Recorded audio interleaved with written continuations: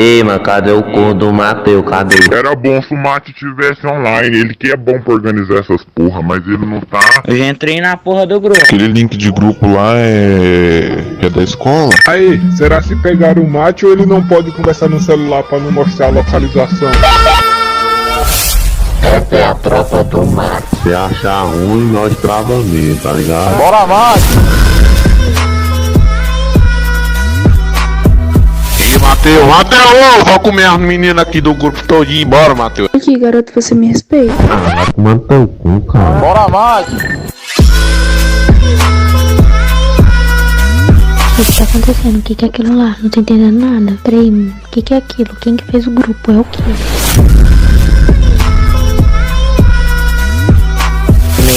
Entra lá no grupo do nono B de língua portuguesa agora, por favor. Do nada, velho. Parece negócio de hacker.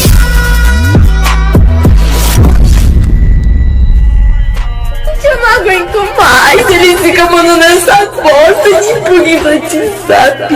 Puta que pariu, eu não posso nem mexer mais direito. Eu preciso ver meus negócios e fica mandando essa bosta.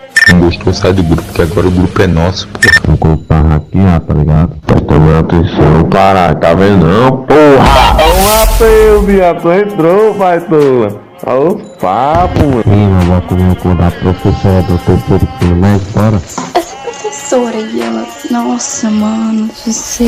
É a tropa do Mate, cara. Se achar ruim, nós trava mesmo, cara. Pega a visão, cara.